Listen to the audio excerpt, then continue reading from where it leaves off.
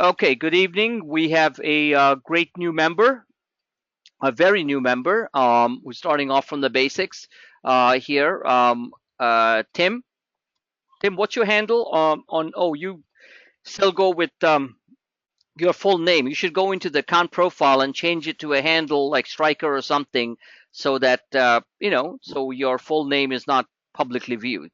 Okay. Right. So, I'll get that taken care of after our session for you. yep, not a problem. Just for your benefit. Um, So good evening, Tim. This is Clueless A Trading Frank. This is a one-to-one advanced coaching session, ACS sessions as we call it. It's Friday evening, and July 21st, 2017, approximately 6:26 p.m. Eastern Standard Time. Session will be recorded and uploaded to the YouTube channel with the permission of Mr. Ortiz, Tim, so that many other new members who have joined over the past couple of weeks uh, can benefit from what we are going to be talking about. The first part of the session, I'm going to make a couple of comments, go over a couple of charts, and then I'm going to leave the rest of the session for Q&A, which is the most important thing because things that you need to understand and I need to address and explain are what's going to really be the most helpful part of this coaching session.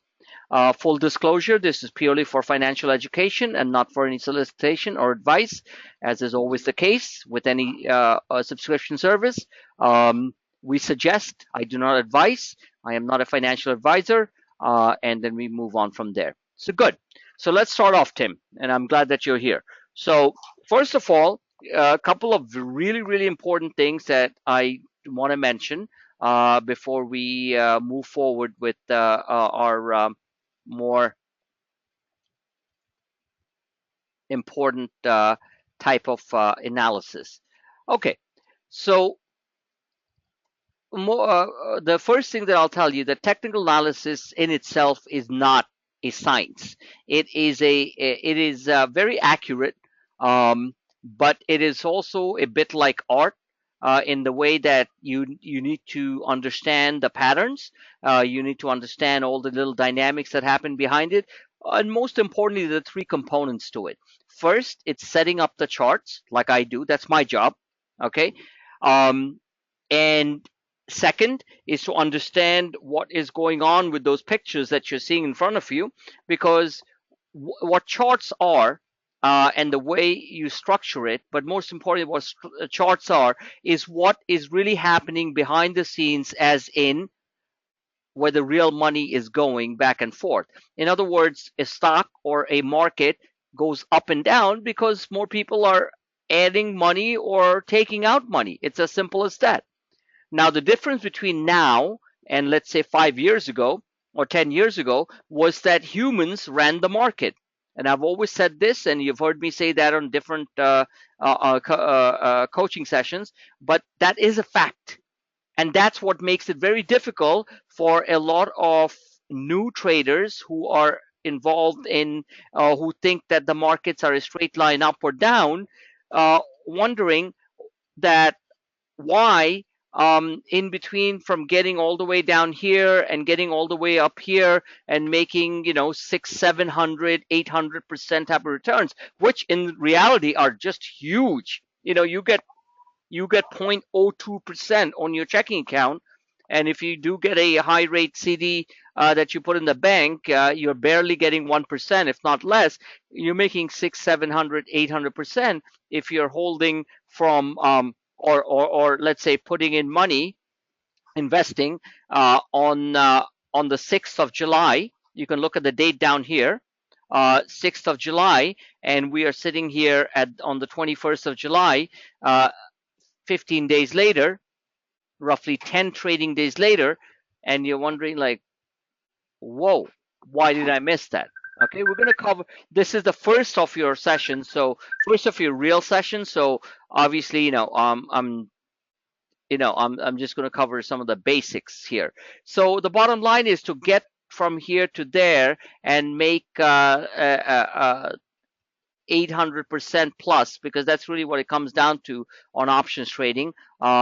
800% on your money requires some learning on how to hold the thing from here and sell it here, for example. And it's not like it's a straight line that goes up, it goes like this. And every single dip that we get, that big hammer reversal, that looks like a Chinese firecracker, that was when good old Donald Trump Jr. Was stupid enough to disclose that he met the Russian lawyer. Okay, so that was that dip. And that was a huge buying opportunity. When you see a hammer reversal, we're going to talk about that in a bit. We can't cover everything in one session, but when you see a big Chinese firecracker hammer reversal like that, you know that the market is going higher. Whichever the case, this is what the market did.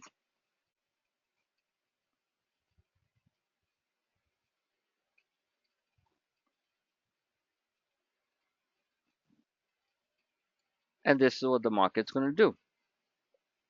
Okay, so when you're looking at these massive zigzags on the way up, you can certainly draw a straight line, like as is drawn on that green line here, Tim.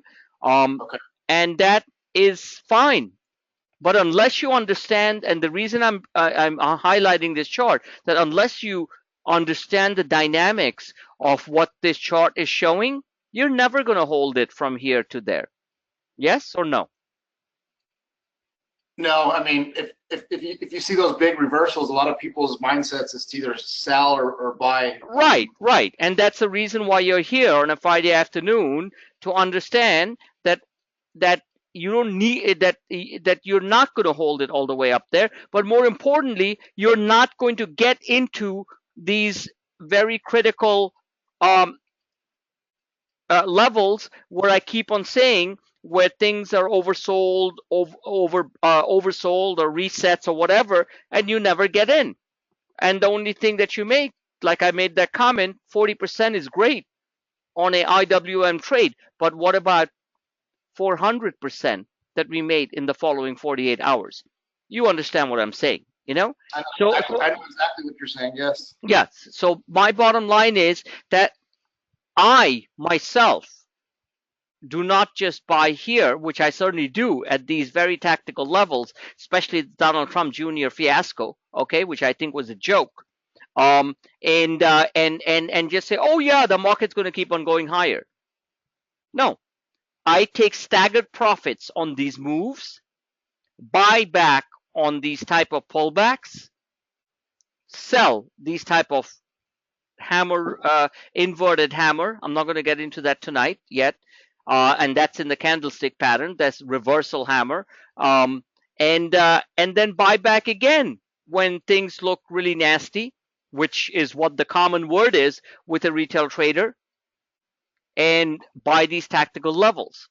So what these and then enjoy the fruits of my buying in these type of moves, which in itself are almost 200% plus on options trading. So what I'm getting at very simply is that markets are not linear. Now, what does that mean? I'm not teaching a class in Stanford or at MIT. I'm just giving you simple stuff. Markets are not linear. What that simply means that linear. Okay, there you go. Okay. What simply means is that from here to here is not a straight line. It is algorithmic. It does this.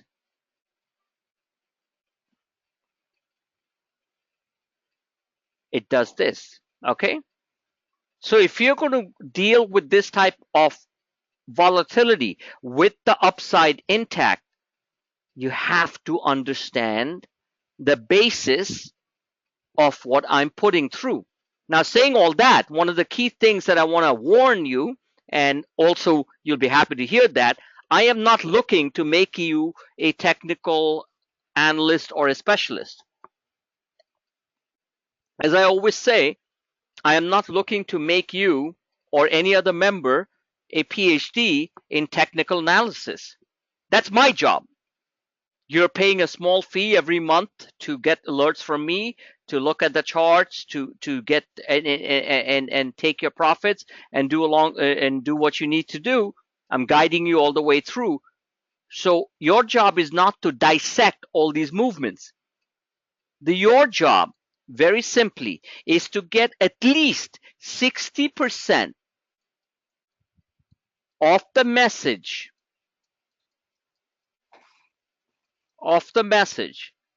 okay, that I am putting through in my charts with comments. As you know, I put as far as Twitter permits, the 140 character comments, okay? And of course, these on my free video casts have a lot more content in it. But in between, I want you to get 60% of the messaging that is coming out of my charts. So the more you understand it, that's the purpose of this session. The more you understand it, the better off you will be in holding your trade, selling it at those points that I'm saying the markets are overbought or whatever the case may be, and moving on. Is that clear to you? Yes, Frank.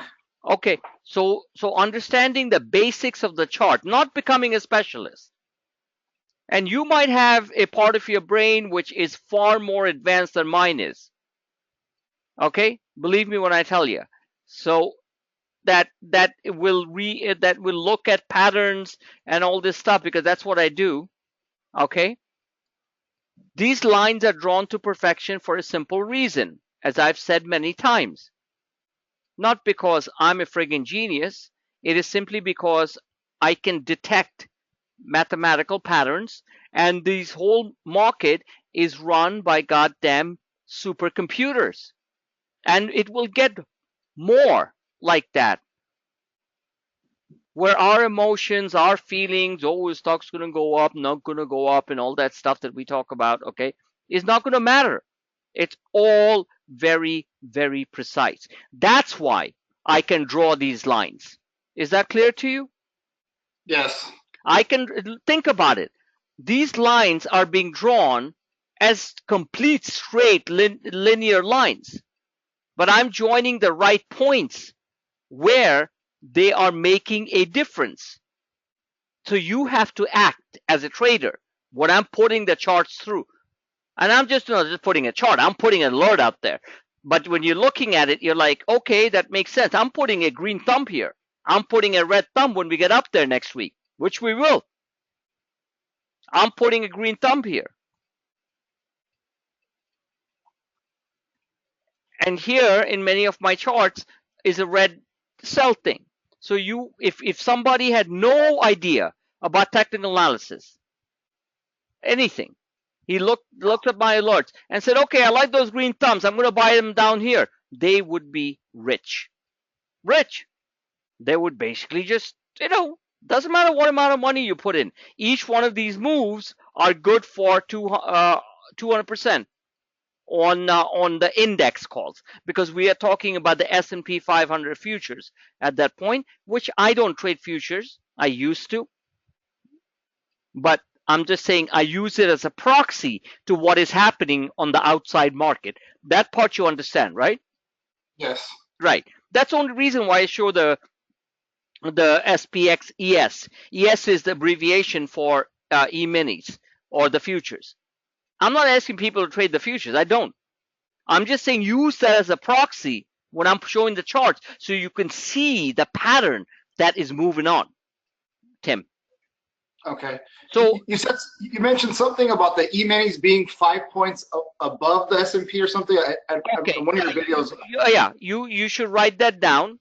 So anytime, let's say for example, you see 2452 in your head, you have to add roughly 4 or 5 points.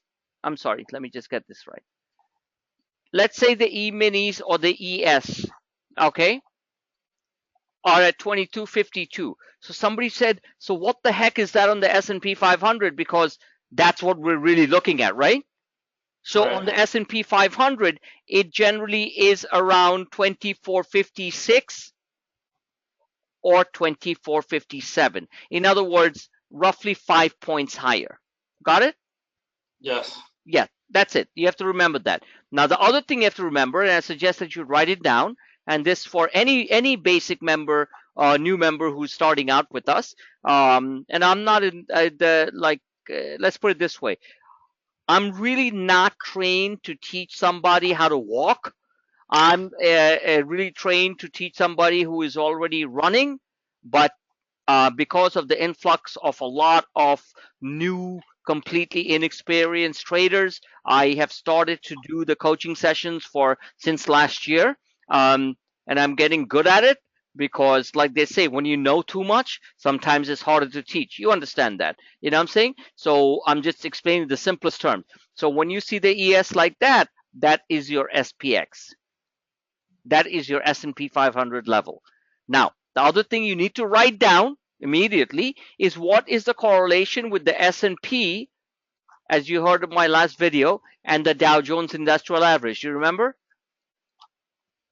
Yeah, the S&P is the 500 companies, and the Dow Jones like No, 30. no, no, no. I'm not asking you what the explanation is. What is the correlation between the S&P and the Dow Jones? When you see the S&P 500, okay, at let's say moving 1 point, how much does Dow Jones move? That I don't know. Okay, it's basically a factor of six times, not plus five, 6 times. So the S&P 500 moves 1 point, the Dow Jones will basically go up by 6 points. Got it? I want you to Yes. write that down somewhere. Nope, I got it written down, Frank, already. Because after all, when we all still look at what the market's doing, and even after all these years, even though I'm a focused professional trader, I'm looking at the SPX. I'm still looking to see how the Dow Jones is doing, right? Yes. Yeah, because it's like a psychological thing. Oh my God, the Dow Jones is down 300 points. So if the Dow Jones is down, the Dow Jones Industrial Average, because 30 of the major industrial companies, as you just explained, okay, and S&P 500 is basically 500 of the major companies, and the Dow Jones is the 30 of the biggest industrial companies, including Microsoft now and a couple of tech stocks. Let's say it's called the Dow Jones 30 Index, right? So if the Dow Jones is down 100 points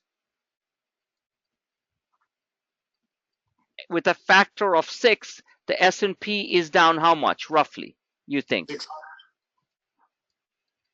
Be If down the, 600. if the S&P is down 600, you'd be living in a bunker right now. It's just the opposite. Remember, the S&P 500, each point move in the S&P 500 is 6 points in the Dow. So you have to Oh, revert. I got it backwards. I got it backwards. Okay. Yeah, I know, that's okay. And this is good because a lot of, not lot, but a bunch of the new traders and stuff, they're still not like getting there in the head. Like it's your profession, right? Which I'm not going to mention right now. You're in a very Yes. noble profession, a risky one, and we appreciate what you do. And some smart people know what you do. So the bottom line is that this is important. So so 100 Dow points, you have to divide it by By 6. 6. By 6. That means the S&P is roughly down 16 points, right? Yes. There you go. So just the opposite. If the S&P is up, let's say, like on a big day, where we bought like 2 days ago, and now we're just like, oh my God, it's like just selling at will. Sell at will is the most beautiful feel for a trader, where you buy like a day or two ago, which happens all the time in our service, and then you're just like, what the heck do I sell? And then you sell, it goes up another 10 points. You're like, why? So S&P 500, let's say, is up 10 points. How much is the Dow Jones up? It would be up 60. There you go. There you go. Very simple stuff. That's one point that I want to make at this point of our coaching session. Is some of the simplest concept about the market seems so difficult for a lot of people. And you know why? No. I'll tell you why. Wall Street on its own and the financial industry on its own wants to keep you guys in the dark. Do you understand what I'm saying? They I know. want to, they let me finish. They want to make it seem like it's so hard to figure out what we are doing. We are all very smart people. Look, I worked in Wall Street for more than 14 years. They are not smart people. They're not dumb people. I have met maybe in out of the 300 to 500 plus people that I've met, including Mr. Scaramucci, who was nominated today as the communications director for the White House. Met him a couple of times. Okay, it's a small world out there. So they all want to make it sound like, oh my God, this is such a complicated business, and you have to give us your money so that we can handle it. It's a game. Do you understand what I'm saying? Yes. It's not hard. It's really not that hard. You're a smart guy in your profession, which I repeat, I'm not going to mention. You do a lot of things which require a lot of quick thinking, right? Yes. Exactly. So you're a heck of a lot smarter than a lot of traders because traders have to quick think. So my service is designed for quick thinkers, and I do these coaching sessions and try to help as many people as possible, as long as they're willing to be quick thinkers. If they're Right. not quick thinkers, I cannot help them. Like that old saying, you cannot take a horse. You can take a horse to the watering hole, but you cannot make it drink, right?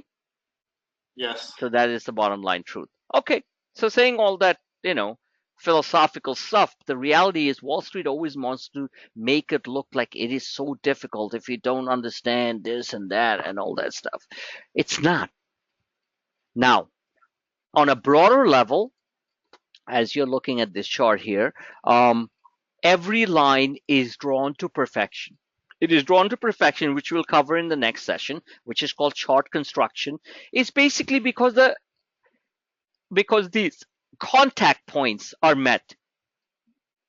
Contact points are met. Okay, well, almost close to it. Okay, here I actually took it from here, and if you notice that each of the lines are drawn because this contact point was met right there, this one was met right there, and this one, and then as I extended the lines automatically, look what's happened. Those are the exact levels that the market turned. Those are the exact levels as I touch these contact points. Those are the exact levels where the market pulled back, right? Yes. It's not magic. I can't manipulate a straight line. I just basically draw them. Look at this.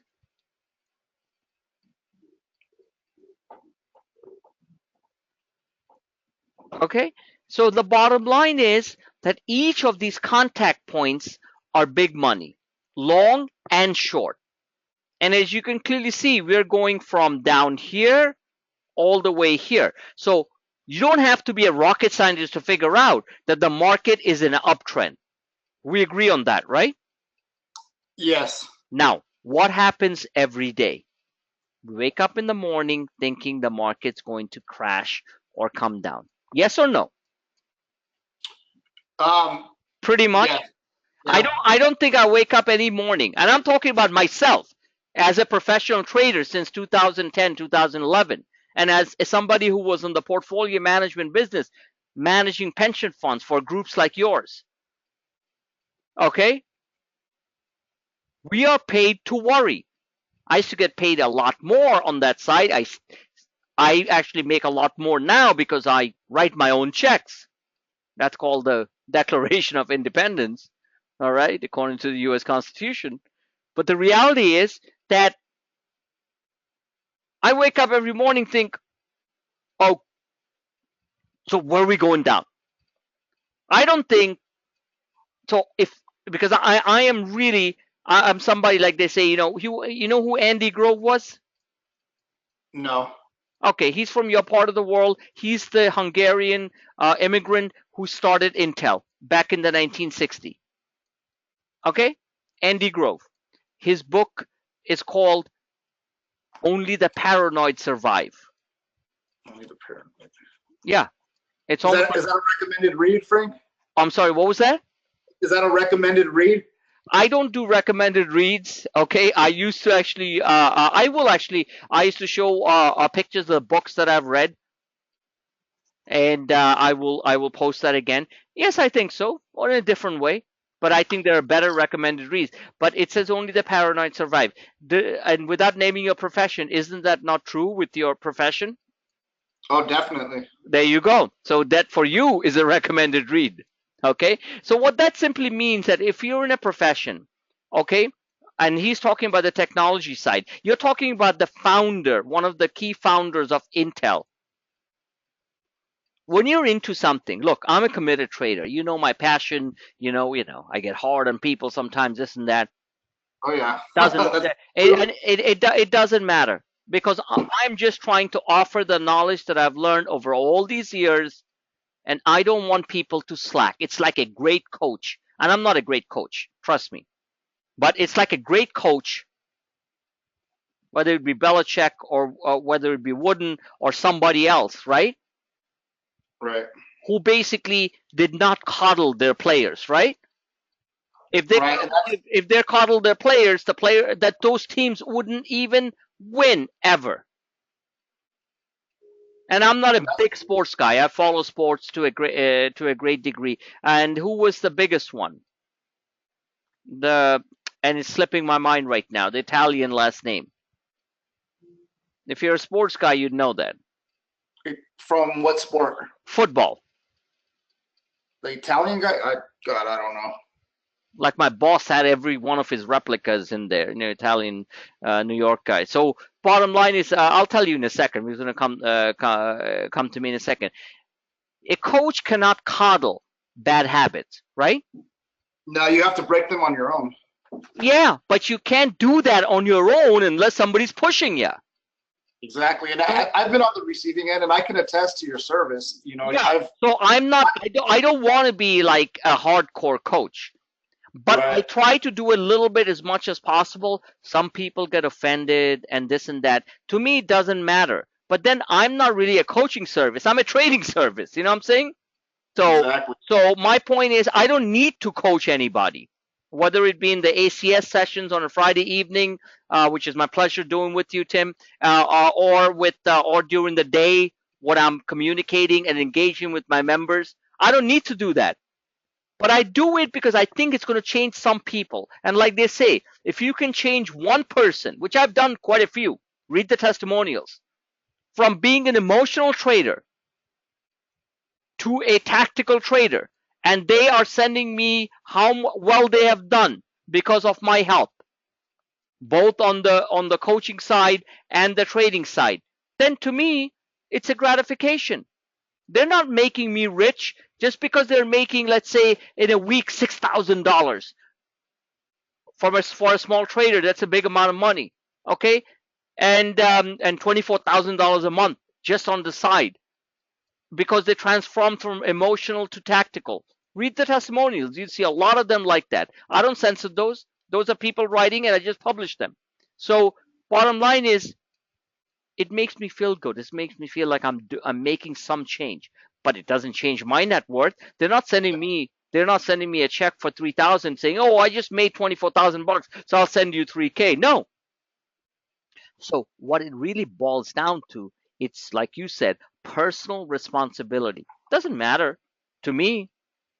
It feels good that people are doing as consistent that I do in between losses that I take and winners that I make up most of it, all of it, and far more. That's the whole purpose of these things. And I made some pretty good gains, but I mean, 40% versus 400 that you did, that's completely different. It's Right, but that's okay. That's the reason myself in why. the pot. But let me stop you. What you are doing is so right. Is that's why you are doing this session to see where you can take that 40%, which you did in 15, 20 minutes, okay, and bring it up to 400% by understanding how to hold things or re-enter a trade. At least you're making the effort, and effort is what makes this go from here to here. And for everyone else who's going to listen to that, that is the God honest truth. Yes or no? Yes. Absolutely. And you'll get there. You'll get there. You can get there blindly by following what I'm saying on the swing trades, or you can get there by using your brain, looking at something and acting quickly. It doesn't take much with the amount of content that I put out there to act on certain things and saying, okay, I'm going to hold this much out. And all your alerts are real. I'm putting that out there for anyone that's listening. All of his alerts are real. I'm a real person, and I've been following Frank for about 2 months, and all the stuff he's putting out is absolutely No, but you've been following me. The reason you joined, because you actually saw a lot of my stuff happening on StockTwits. correct. Right. And on StockTwits, all I do is post maybe 3 or 4 charts a day, right? Yes. I used to post, I mean, before, first of all, most importantly, before we move forward, I'm going to switch this picture a little bit just to change just the color scheme a little bit, is the fact that, I've been on StockTwit since 2011.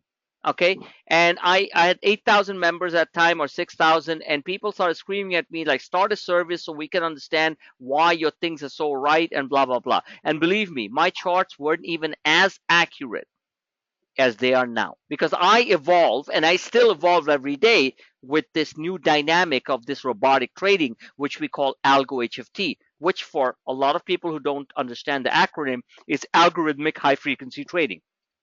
Okay, I'm not an algo HFT trader. I'm not trading off some weird code that's, and there are smart guys who do that. I'm not that smart. And being not that smart, for me and for all you guys, can make you, like they say in New York, crap loads of money than being like a rocket scientist. Just remember that.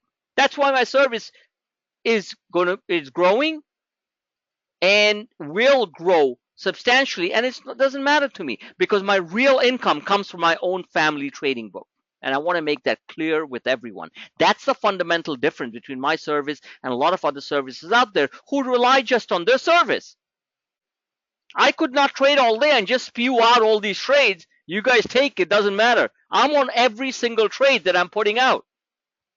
Right or wrong, I'm taking the hits, making the money. So it's almost mirror trading. It is mirror trading. And I'm walking people through all the stuff that's happening during the day. That is a big thing. And the more you guys realize that, the more you'll win. So look at these beautiful charts. Like good old Donald, my New York boy likes to say, these are gorgeous. Hope he doesn't say that to too many other hot looking wives, but aside from that, I'm saying these are gorgeous. These are gorgeous charts. These are charts that Goldman Sachs, the best technical analysts, would produce. I'm not kidding. And if you know how to read them right, you are going to be in very fine shape. That's it. Because everything is very mechanical. So that's the purpose of this thing here. All right. All right. So let me move on as we are going through this. So technical analysis on its own is not a science. It is very mathematical. It is very precise because the machines are running the market. That's why I can draw these lines. Look at these lines, how well they meet. Point of contact, point of contact, point of contact, point of contact, point of contact, point of contact, moving averages. If it pulls back, point of contact here, possible point of contact there, possible point of breakdown here. Okay, if it falls below that, point of contact here on this magenta line. We'll cover that. I don't want to overload with information, but we're going to cover all that. I've covered it in my other ACS sessions, but on subsequent sessions with you and other new members. Okay, so one step at a time.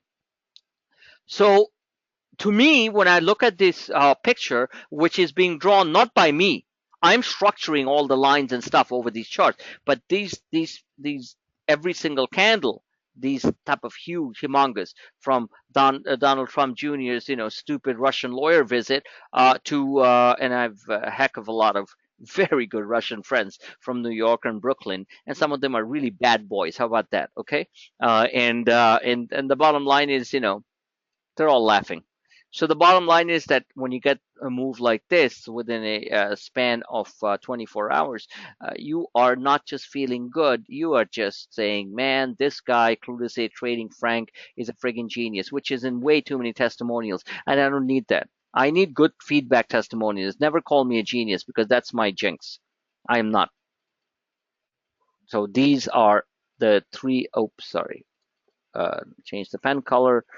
These are those 300+ % moves. So you put in, let's say, $1,000, and you're basically taking out $4,000 up here in 24 hours. You're putting in 500. You're taking out 2,000. Sweet returns, right? It not only is, it's not the money, it's the confidence that it builds in you. It's a Right. confidence that it builds in you. So what happens with a lot of people, they'll buy it here, and they get the first big candle, and they're just like, oh my God, I'm totally out, and they're making roughly 60%. Yeah, and that, like I said earlier, I can attest to that. I Yeah. did 40 on Apple and like 50% on Tesla, and Yeah. that was way. And let me just remind each of you on this. Okay? 40, let's say 40% on IWM, 50% on Apple, on the first initial moves, right? From Yes, my alerts. from your alert. You Yes, okay? that was within You about 10 to 15 minutes. It went up 50%. okay? So I'm writing it down. 10, 15 minutes. Let's call it 30 minutes. Okay. Okay. You guys get an A+ because what you did. What is the biggest thing for a complete new person like yourself, who's a new options trader? You just made in 30 minutes, you clamped 40, 50% of my alerts. I don't take the credit. You take the credit. And you know why? Because you took the step of buying these tactical lows based on my charts without even fully understanding it. You get an A+. It's time for you to graduate up to an A++. And I think that's fantastic what you did. I know at one of my direct texts to you back and forth, I said, well, if you really seriously think about it, you could have made 400% plus. That is to motivate you to learn more. Am I clear on that? You're absolutely clear. I mean, I think I might have taken it the wrong way originally, but you're 100% right. Right, because and it's glad that you said that. Never take anything I say wrongly, because I am not a vindictive person. And more importantly, all of you members out there, I want all of you to make this 400%, the price line frigging 800%, because that thing goes berserk $40 after my alerts, in 2 or 3 or 4 days. And I want you to learn as much as possible. Part of the learning is to focusing on what I post on the real-time feed, what I call the RT feed.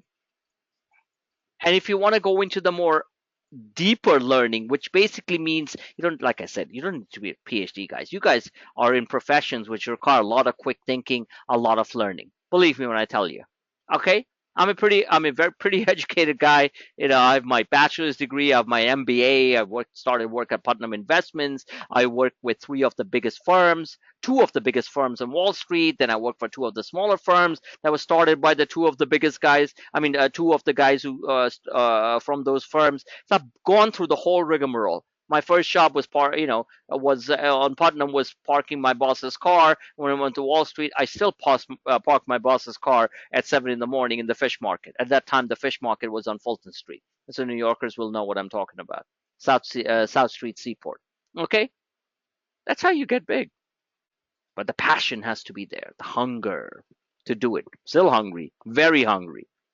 So the bottom line is that the real time Twitter feed, but then you have to spend time like Tim is doing with these sessions, because this is where we really get into the nitty gritty of it. And today we're covering broad topics. We're going to get into more deeper stuff as this sequence continues.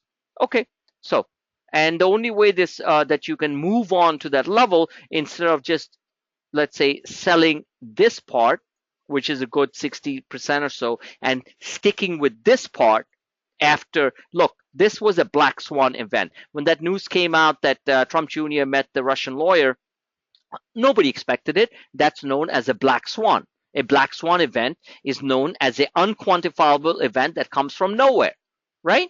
Just the way the other day with the black swan event yesterday, and the market completely shook it away, which was that Trump the Trump Mueller thing, right? That Mueller is investigating Trump's finances. That's pretty freaking obvious to anybody. He's a special counsel. He's a prosecutor. In your business, Tim, you know a special prosecutor is not a nice guy. He's looking into the worst parts of what you did, right? Yeah, but Trump's gonna end up pardoning himself. No, no, that's fine. That's fine. You know, I'm just saying that it's not big. So the market kind of brushed it away. And if you listen to my last video, the market really doesn't give two hoots about like what happens. They just want to make sure that the economic growth and the earnings growth is not derailed. You understand what I'm saying? Even though it will be a short time hit if something really bad happens, like an impeachment and stuff like that, which I don't think will ever happen. But you never know. We are small fish compared to the big stuff that goes on Washington D.C. Okay, so anyway, a black swan event is something like that. But whichever the case, when you see a big hammer reversal, I'm like buy, and I put my comments as to why it's not going to affect the market and stuff. Got to stick with the trade. That's what the next 100% comes in, where you take your next profit, and then you start to see these candles, and here is where the 400% happens. So it's not easy. I'm not going to ever say it's easy, but stuff that I post, the stuff that I produce as I walk people through, it can be a little bit easier. Making big money is never easy. We all know that in our life. Well, if some of you don't know that, then maybe you were born into a family which left you with like $5 million or $10 million, and you said, you know what, go play with it. Well, I wasn't born into one of them. My parents were doctors. They were upper middle class, but they didn't leave me with millions of dollars. Okay, they paid for my colleges. That's great. Aside from that, I built my own whatever I do. So saying all that, let's move on. So one of the next things that we're going to look at, so far, everything that I talked about makes some sense? Yes. Okay. We are going to go, we are. I appreciate you taking time out of your Friday. I know you normally No, don't worry about it. You know, I had a couple of cold IPAs, these are double IPAs. These are great New York upstate, like, good stuff. And it's good, relaxing. It's fine with me. No problems with that, and I'm not a big party guy. And back in my days up in Boston, which I don't want to get into too much, while I was in college and after college, starting at Putnam Investments, we ran some of the biggest clubs in Boston. Okay. And I was generating more money than most people can think of because we were the big promoters, because we were cool. I'm still cool in a different way. All right. So there you go. So thank you for your compliment, but let's move on. So let's look at a couple of chart patterns, which I think are extremely important, some basic ones. So here is your Google thing here, and some of the things that we play all day long, which the candlestick video that our new member here, Tim, actually took the time to listen to. Every one of you should listen to. In fact, I listened to it for the second time. It was very entertaining, was it? Yeah, I don't like the robotic voice, but it does go over quite a bit of detail. Yeah, I know. The robotic voice, exactly. The first part is easy to understand. But when you get into the dojis and the haramis and this and that, then it becomes a little bit tricky, right? But then, as we move along this session, and I'll cover a little bit of it, you notice the same things that I look at on my charts with those type of candle patterns, right? Except that video was in black and white. My one's in beautiful colors, in red and green and orange and magenta and all that stuff. Easy to see. So anyway, let's go over some basic thing here. And I want to remind people that on my YouTube channel, which I'm pulling up on my other screen, you all have to listen to the, one second, I'm pulling it in right now. Right there, ladies and gentlemen, this is Clueless Ape Trading's own personal YouTube channel, thanks to technology. In the old days, you'd have to pay $10,000 a year to have a private channel, and now you have it for free. So this one here, which says new member introductory videos, 14 videos, I think is extremely helpful to a lot of people. Okay? because in this, so go to you Clueless A Trading, go to playlists, go to new member introductory videos, and look at that. There's a bunch of videos. These two shouldn't be here actually because these are more advanced. But for example, there is one called Basic Chart Patterns and Analysis. So on this one, which I'm not going to repeat tonight, it says Basic Chart Patterns and Analysis. You all can listen to my, stupid voice, and I try to, and there's tons of great videos, by the way, on basic stuff on Google, YouTube. You can listen to this. So basically, one second, skip ad. So what I go over. Gentlemen, this is Clueless A Trading Frank. Welcome to a beautiful Sunday morning here. So this was done way back, right? And I walked through all the different patterns, or most of them, that are occurring every day in the market, so you can understand my charts better. I repeat again, I'm not looking to make you guys in the profession that you do some sort of PhDs in technical analysis, but to understand basic patterns is key to getting the messaging from my charts. And this, by the way, surinotes.com was the same chart that I put on a stock that I liked, and I looked at it and he liked it.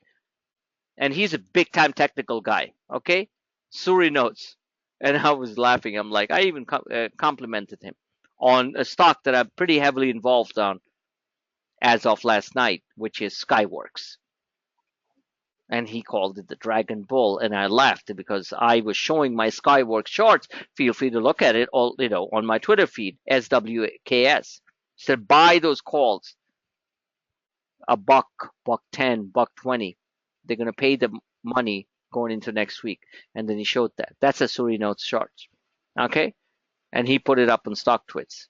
So anyway, moving on.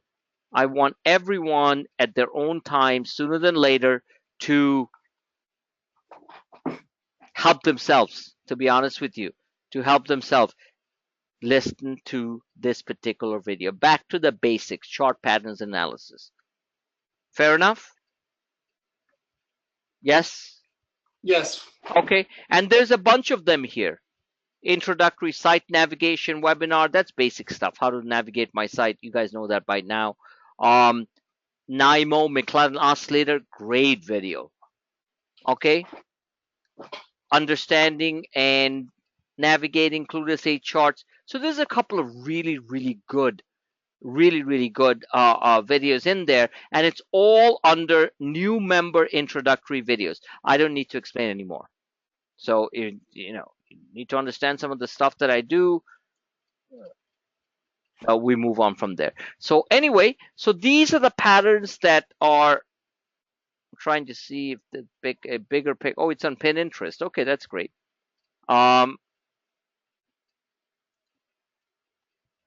So these are the type of patterns. By the way, I do have a Pinterest account under Clueless A Trading. I keep on. I'm very new to Pinterest, they call it, right? Pinterest.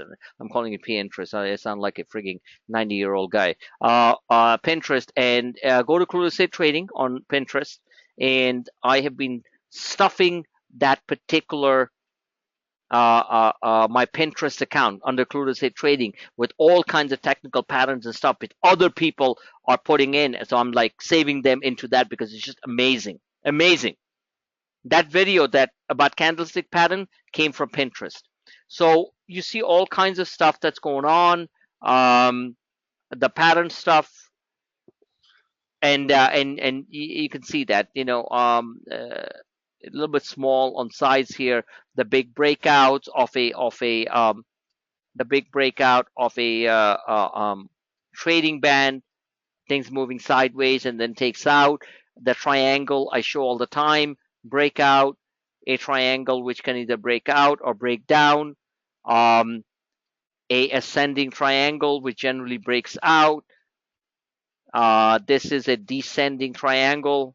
which basically means that it's going to break down a triangle, which I just drew right here. Is the same thing, up or down.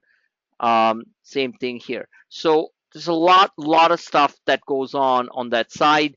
And the basic chart pattern analysis that I just mentioned to you is I cover a lot of these patterns. So take a look at it, well, and not take a look at it like, you don't need to take notes and stuff, but it's worth learning. And I explain a lot of these patterns and the reason why they happen. Which brings me to my next point before I start the Q&A, where you're going to ask me all the questions that are going through your head. I'm going to walk you through the charts. That just stop my thought for a minute here. Is the fact? Oh, I wanted to basically walk through. I know it's going to be one of your questions, how to read my alerts, and go from there. But there was one other thing that I wanted to mention. But I'm going to start off with your questions, which I think are going to be helpful to a lot of other people out there. So I know you put together a bunch of important questions, and let me answer them. Okay, so you had me do some homework and write out 10 questions for you. Sure. So my understanding of options is, I mean, I thought I understood what was happening in the market, but when I started working with you, I realized that I don't know a damn thing about this. Okay. So the first question is, what determines the price of the option? I know that there's time length and the underlying of the stock, but I don't understand the nuances of the move. Okay. Let me just point out by answering the question the first way. I am not like an options genius when it comes to understanding what's under the hood, right? But this is what I understand over the years is two things. An option, and I will direct you to understanding basic options analysis on a couple of fantastic videos on options, which you guys should all listen to. Okay. And I will post that tonight on the real-time Twitter feed. All right. And I want you to, because those guys who are really deep into the mechanics of the options, here's the way I explain it. From going to here and here, I feel that, look, I don't have the capacity to buy 1,000 shares because of all the different trades and stuff to do of Priceline. Can somebody, not I thought other people in there. Let's say Priceline right now is at 1997, which is where it closed at. 1,000 shares of, bear with me 1 second. Okay, 1,000 shares of a stock at 1997 is how much, do you think? Let's say you want, because in order to make money, I mean, Priceline generally moves 10 or 20 bucks, right? Or let's say $5. So you want to make $5,000 on 1,000 shares. That's $5,000. Not like gonna I'm not asking for the moon.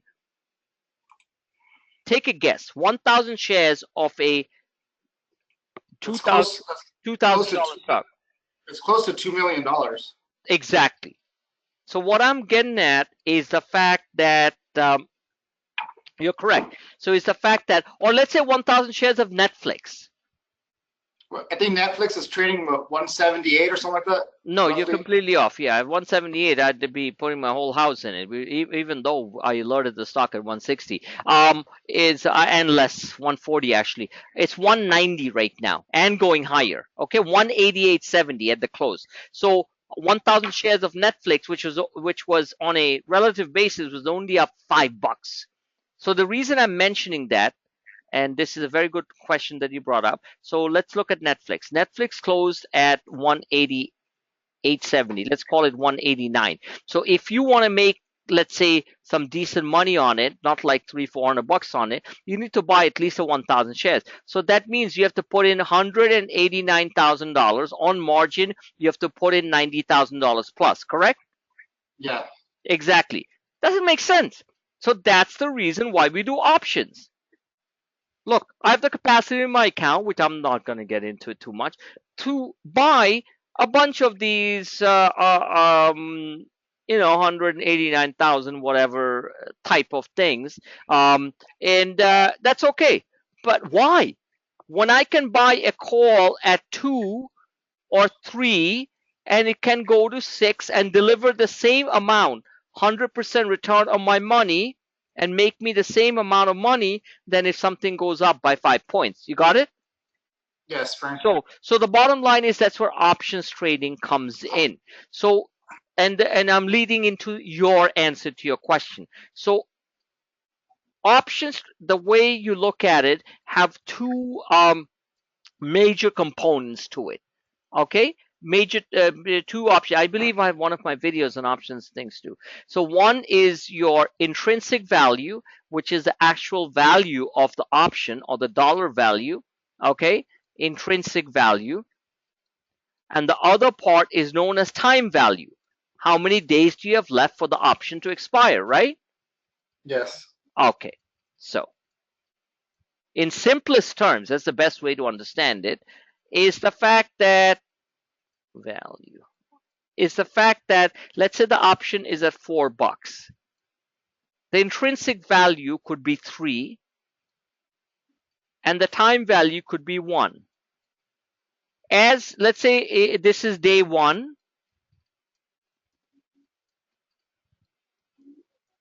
and it's expiring on day 7. Okay? Okay. So as you are going towards day 7, your time value is happening what? It's going down. It's going down, and your intrinsic value, depending on where the stock is either going up or down, right? Yes. So in other words, if the stock, let's say, is a $10 stock, if the stock is going up, what is happening to your intrinsic value? It's going up. That's right, sir. But your time value is going down, right? Yes. So in order for the option to work as it's approaching expiration, which is day 7, it's approaching expiration, EXP, on day 7. That's when you have to basically exercise the call or put. And we are not in the business of exercising it to buy the stock, right? Or sell the stock. We're in the business of selling the option or buying the option, right? If you're short. Right. You understand that part. So I understand that part. yeah. So the bottom line is, if the stock is moving rapidly and it goes to 15, your intrinsic value or the basic value of your stock, the monetary value, will most probably go to, I'm just taking a guess here, $6. All right, $6. So you just doubled your money. In the meantime, the time value, as let's say the stock goes from 10 to 15 on the 6th day, which happens a lot in this type of market, right? It's always at the end where the things move. So on the 6th day, so your $1 goes to 0, right? Right. So you made $3 here. You made $3 here, but you lost that $1 in time value, right? Mm-hmm. So that means how much did you make? So you made it 3. So you made $3 here in profit, right? Because the stock went up from 15, but you lost $1 of that value of the option. So 3 minus 1 is 2, right? Yep. $2. So that means you made roughly about 67% on your calls instead of 100%, right? Yes. So options are tricky business. The two components, I repeat, are the intrinsic value. What is the underlying value of the stock? That's one of my dogs. Bear with me 1 second, okay? Just hold on for 1 second. It's hungry.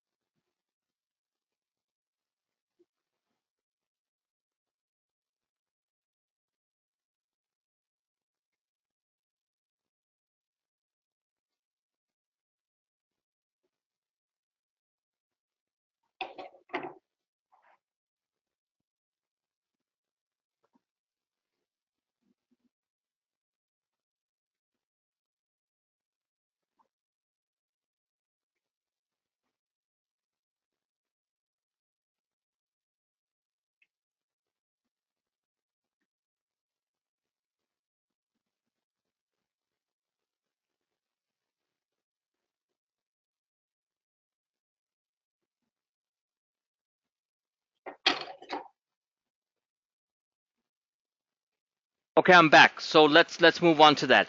So two aspects to an option from for complete newbies. Okay, and I will post a excellent options basic analysis video, which will explain a heck of a lot more.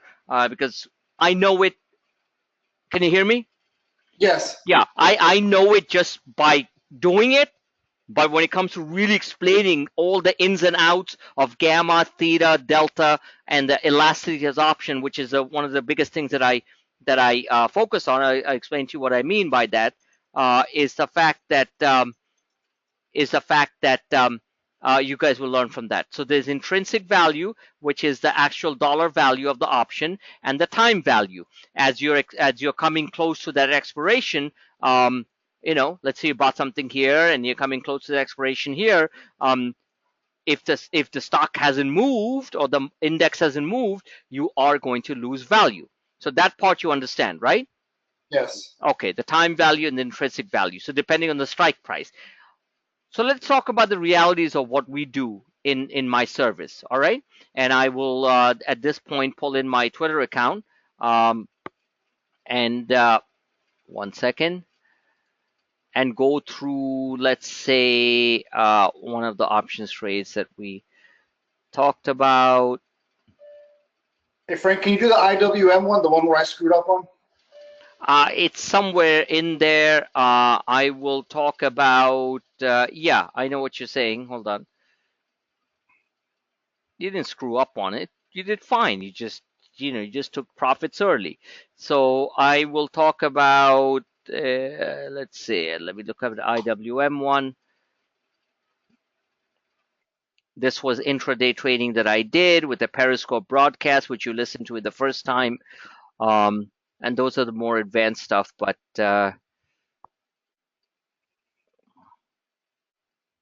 Or Tesla, if you come across that one first, that yeah, sure.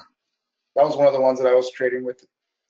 Tesla is a very dangerous and profitable stock to trade. So you better know what you're doing, because you have to rely on my charts to do it. And they're very fast, very fast. I had Teslas today and next week's. Next week's some ones I'm holding. Today's one, we were up nicely, and then the market opened up. Tesla was down 3.5. I don't panic. I showed my charts where it's going to bounce. It bounced. I got a nice fat profit out of it. I was out of today's calls because there was no time value left. You know what I'm saying? So Yeah, so here, that's a good one. Hold on. Okay, can you see it? I can see it. Okay, so let's walk through the realities of what happens. Look at this chart. This is the reason why older traders or traders, young traders who don't understand the dynamics of tactical charting they just can't trade this market. You know, you hear that on TV all the time. Hedge funds are underperforming the market by miles. The S&P 500 not year to date, but on a 12-month basis is up about 17%. That's a big number for an overall market. Hedge funds are barely up 2%. Did you know that? No, I So, didn't know that. so what the point that I'm trying to make here is these are the smartest minds in the world, not the world. They think they're smart. From Harvard, the Columbia, like all, and I went to great schools. I went to BU and Babson. Babson College was considered to be, for entrepreneurial studies, was considered to be better than Harvard. Okay, so big time Ivy League stuff. So the bottom line is, why are they making 3%, 4%? Hedge funds are making, I'm going to put HF, and I'll put one of the charts up there. The best one is making 6%, and the S&P 500 on a 12-month basis, okay, 12-month basis, is up 17%. So if you think that the fact and include say trading overall what do you call ROI, and I show individual ROI, I shouldn't show the whole thing, but ROI is probably, not probably, I know it, okay, is close to 150%. So here's the hedge funds, which are the big money guys managing 20 billion, 30 billion, 40 billion, 5 billion. They're up 6 frigging% on an annualized basis, on a 12-month basis. I'm not talking about Priceline up 600% and stuff, but on a 12-month basis, we're up about 150% on average. S&P 500 is up 17%. We're up almost 10 times more than that. If you aggregate all the trades that we put through, not like, oh, I picked this and it went down, and oh, I missed this and that. I'm talking on aggregate of average of all the trades that we put out there. Okay, we're up like about 150% or more. S&P 500 up 17%. The hedge funds are up 6%, if not less. Now, why do I make that point? That how great we are? No, but we are pretty damn good, beyond good at Clue to Say trading. But the point that I make is that they do not know how to trade this type of volatility. This is not, and as I've, you hear my terms that say this is not grandpa's market. You've heard me say that, right? Yeah. Exactly. I mean that. No disrespect to any grandpas, and my grandpa passed away a long time ago. My parents passed away many years ago. God bless their soul. So the point is that people don't know how to trade these markets. So they're like, oh, VIX is at 9, the market crap, it can go higher, and the market keeps on going like this. Pullbacks and keeps on going higher. This has been happening since 2009. So the mindset of the retail trader is primarily excitement or complete bearishness. Every time the market pulls back, they're like, oh, here comes the big one. Hey, look, we all go through it. I don't go through it as much because I rely on my charts. It goes through you. It goes through everybody else who's out there who's going to listen to it. Every single time we get a 200-point drop, it's just like, what's going on? What's going on? What's going on? So I try to help people contain that fear. Look, let me be straightforward. And Tim, I'm so happy that you're here on a Friday evening. Really enjoying this. Okay. It's the fact that I'm scared too. The bigger my trade, as you know from my last video that you watched, right? And Yeah. do watch it. The bigger my trade, more, excuse my French, more shit scared I am. If I have $15,000 on option trades, okay, and it doesn't take much to put $15,000 on option trades. A Priceline call itself 8. So if I buy, let's say, 10, that's $8,000 at play in one option. Okay, yes, I tend to do very well with it, but is it a straight line? No, this 8 goes to 6. Do I freak out? No, because I'm watching my charts. I'm like, okay, this is but is there a level of uncertainty? Say yes or no. Absolutely. Absolutely. Absolutely. And that is a level of uncertainty that most people freak out. So the lesser amount that you play with, the better off you will be with the help of my charts to make the money. That's what I'm getting at. So saying all that, Tesla. So here's Tesla. Here's a chart. And I'm going to walk it through in the simplest terms, guys. Okay? So please, everyone else listening to it like Tim is, you will certainly benefit from this. I put big fat white arrows by these frigging points.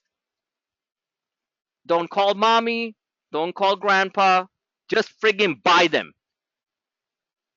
They are not going to be perfect. They're going to be close to perfect. This is a 15-minute chart intraday. This is going back to Thursday, Friday, and Wednesday. Not 3 months. And we have played each of these moves. Didn't play the crash. Too dangerous to short Tesla because it's not on a breakdown. It's on an uptrend. And this is a short 3-day picture. And this one chart will make you a better options trader than anybody else out there. At least if you're in my service. Okay? So this is a 3-day chart. I'm watching volume. I'm watching the stochastics. I'm watching where they're bottoming. I'm watching the trajectory, how they're going. And the bigger the screen that you look at, the better off you will be. You can look at this on an iPhone. I have an iPhone 6 Plus, and believe me, it's fantastic. Fantastic. I can't wait for the iPhone 8. Give me a bigger screen, Friggin' take Samsung out of business. Give me a bigger screen. Because iPhones are fantastic. Every time I draw a arrow like this, you better buy it. I'm telling you it's going to go here. Guess what happened since I posted this chart? It went there. It went there. And then it pulled back. Didn't break the downtrend. It just pulled back. Because these are the levels when I draw them where the machines are coming into play. So you say, how the heck do you know? How the heck do I know? You know it. These are the levels you can see by the candle formations where they are hitting resistance and selling.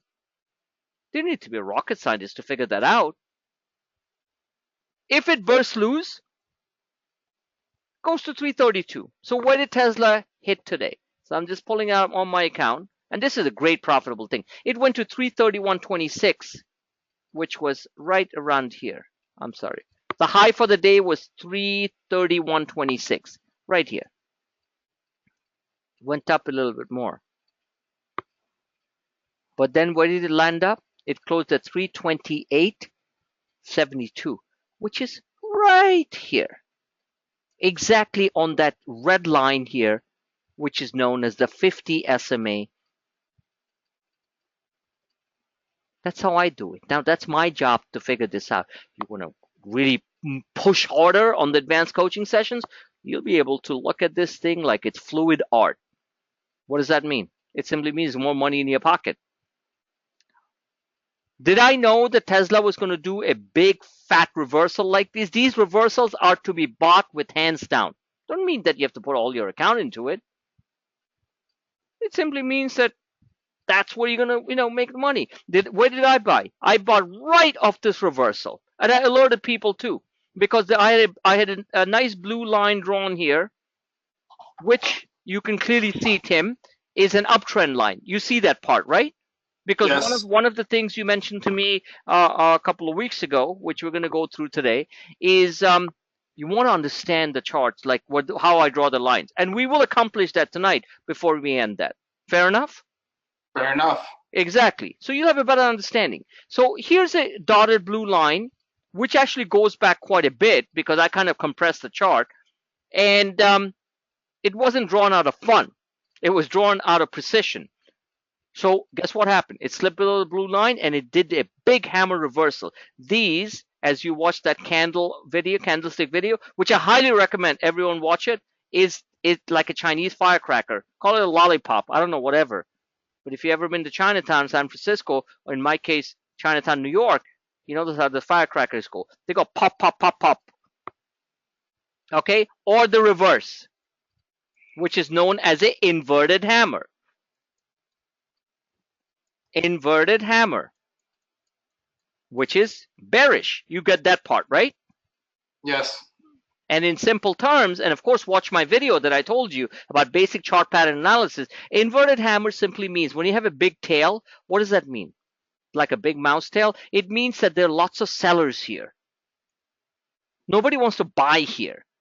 They probably bought down here and then it ran up here, and then inverted hammer means lots of sellers. It's almost like those Coyote cartoons, right?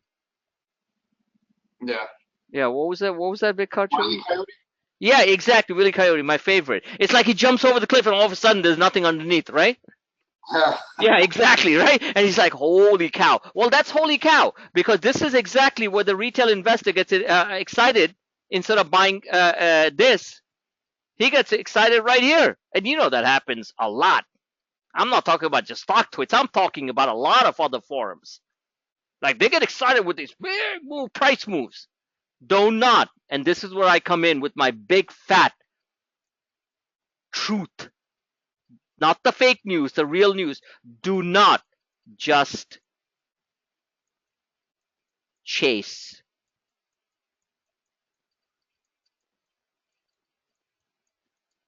price.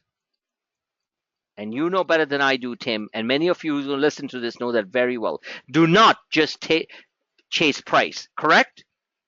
Correct. You're going to end up getting burned if you do. Oh my Lord, can you get burned? Now, sometimes you don't get burned. You chase price on an Nvidia type of thing if it's coming off the bottom, depending where you're chasing price. If you chase price when you're feeling comfortable, it is only human nature to feel comfortable.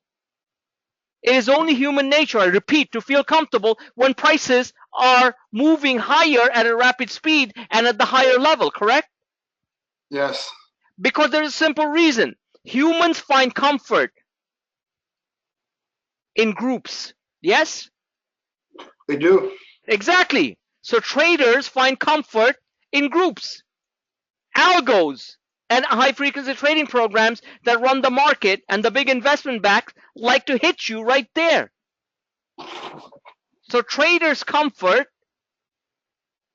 is an algo's short delight. How about that? I got the first time I use that term. Traders' comfort is when the machines, by now you know what I mean by algos sell. Because they know that's where they're grouped up. So cleaning out this chart here, you're grouping yourself out here. They're going to hit you right there. That's why my lines are drawn to perfection, where you need to take profits, where you need to buy. I even showed we would be buying here. This is one of the charts that I showed. I showed multiple charts on Tesla today. Okay, the buy levels were 320 to 323. The sell levels are up here. And guess what? That's exactly where it went. It's not magic. I'm not a genius. What the heck do I care about Tesla? What I've told many people, I don't even care about Teslas. So the bottom line is that this is how they're trading these markets. This is just one example of it. It's mechanical trading, especially on a Friday on monthly options expiration. Got it? Because they know when the retail human trader is going to get excited about the stock and say, whoa, breakout, right? Humans are worst, just in general. I know it, believe me, I've been there. Are the worst traders. They are. Because we rely on our gut feelings about what's going to work or not work. Market doesn't give a, excuse my French, I'm going to use that word, shit. So When the worst traders because they feel happy in groups, right? You know that from your professions too, right? From what you Oh do? yeah. Exactly. Humans feel happy in groups. I'm not saying you can be happy in groups, of course. Momentum is fine. But biggest money, I'm just going to write this down. The biggest dollars, as I've shown repeatedly in my service, are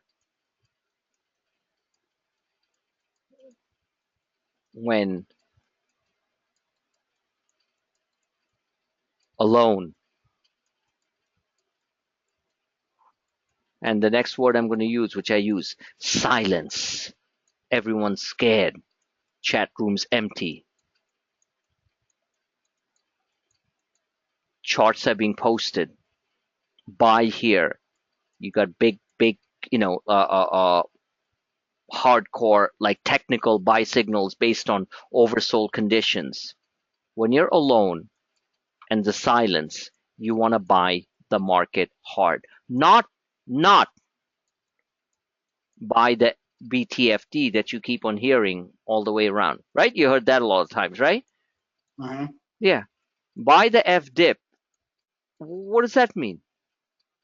Just because it hit here doesn't mean it's going to bounce. There could be further lower regions depending on, there's no guarantee. It could go like this. It's done it before.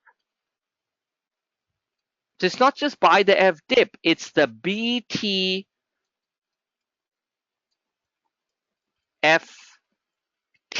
You know what the T stands for, right? The charts. What does it say? What does T stand for that I added? Yeah, you're right. The charts, the tactical dip. You got it? Yes. So that's it. So this is where the chart patterns come in. You got to buy the frigging tactical dip, not just like, oh, it's down, we're going to buy it. Can't do that. So again, this chart, very clean. I put arrows, I put arrows, I put arrows where it can go. I got pretty much close to it. So this move alone, just from a trader standpoint, I'll give you exact numbers. Okay, these were the 327.5s that are recommended. Like the ones for today, if you wanted to play it cheap. All right, they were as low as 65 cents. Well, that was at the lows, and they went to $4. We bought it around $1.60, $1.70, and we rode it up to $4, little less than $4. That was 100% plus move in 1 hour. Now, do we find excitement in the chat room and other places when the stock is basically moving up fast and furious and they didn't buy it? And let's say they didn't buy it, but they moving up here. Yeah, wrong time to buy. The real buy zone is not necessarily here. Not everyone catches the bottom. I've got 12 screens I'm watching, so I can catch bottoms fast. But let's say you buy it here. So instead of buying it at the $1.70 level, let's say you paid $2.20, and it goes to $3.50. You're still up more than 50% on that trade for 1 hour's work. So if you put, and the calls were cheap, let's say you put $400, you're taking out 700 or somewhere around there. That's $300 for not doing too much work. You get paid $300 an hour if you're a New York lawyer. I should be charging people $300 an hour. So what I'm getting at is you gotta watch these charts. They are designed for simplicity. Watch the arrows, watch the lines. You have to understand the candle dynamics. But again, I'm already drawing it like buy it here.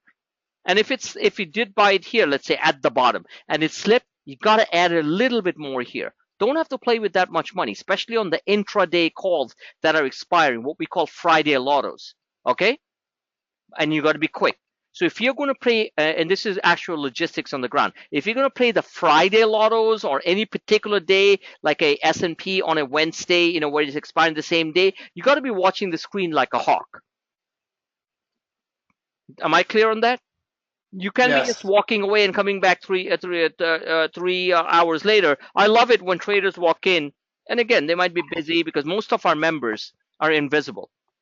They got real-time jobs and stuff. But if some of them who's somewhat like active walks in, hey, what's going on? And then he buys it, and boom, that's exactly when he buys it here, right before it goes up a little bit and then drops. So I like to say, you just can waltz in and say, hey, dude, what's going on? Because that's like not active trading. Let me show you one more chart. We're going to go through a few charts. Is that okay? That's fine, Frank. I mean, I have all the time in the world now. I mean, you know No, what I'm I saying? know, but I'm not going to spend my whole night here like doing that, which would be great if I was having a couple of beers with you. But what time did we start, if I remember? I don't know. I think we started at boom. I know we were supposed to start at 6. I believe we started at 6:30, 6:30, or somewhere around there. So I'm going to keep going for a few more minutes. So let me just walk you through how to read my thing. I think that's going to be really helpful to you. How to read and this is helpful to a lot of people. So let me just do this. How to read my post that I put through. I think that's going to be helpful to you because you did ask about that, right? Yes. Okay, good. So let's walk through it.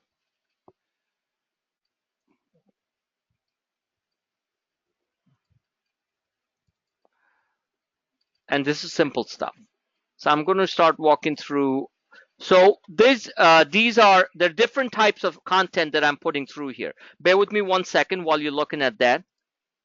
Okay, this is actually a very, excuse me, sorry, stepped on my wire. This is a beautiful chart. It's very clean.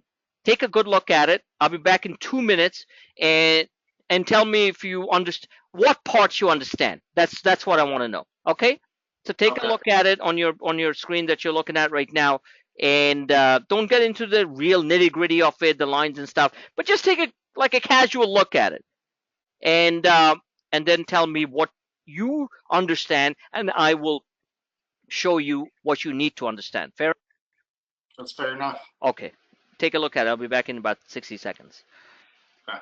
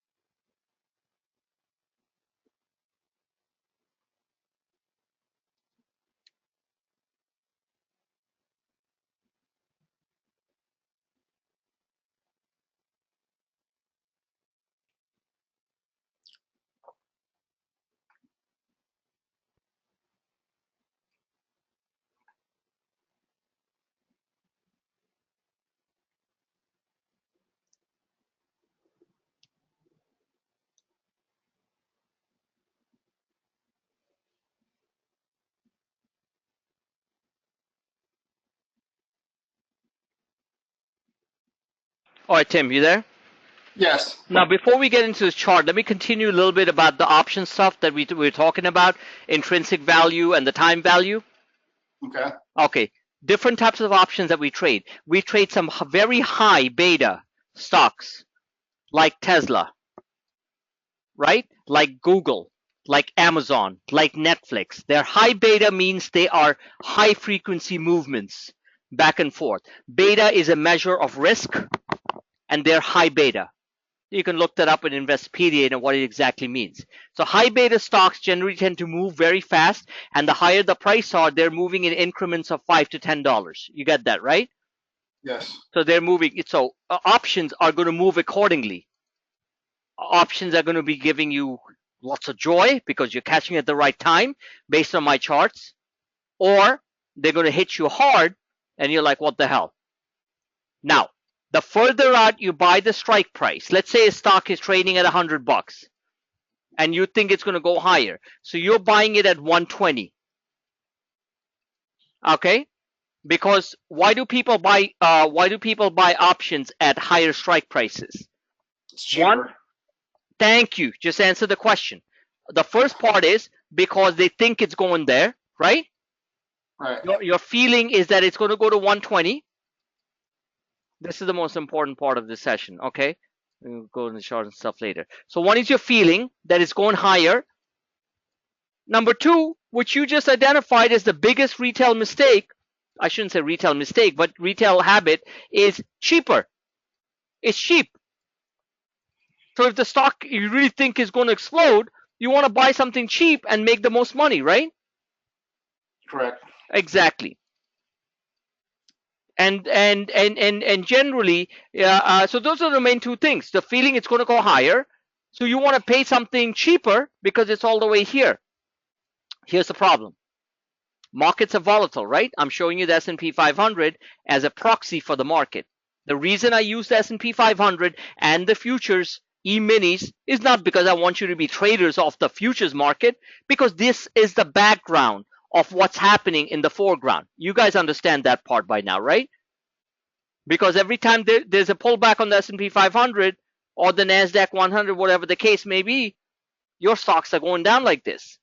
So if you don't know what the heck's happening in here, you won't know what is happening out there. You get what I'm saying? Yeah. That is the key part. That's why volatile markets are very difficult to trade without tactical charts, period.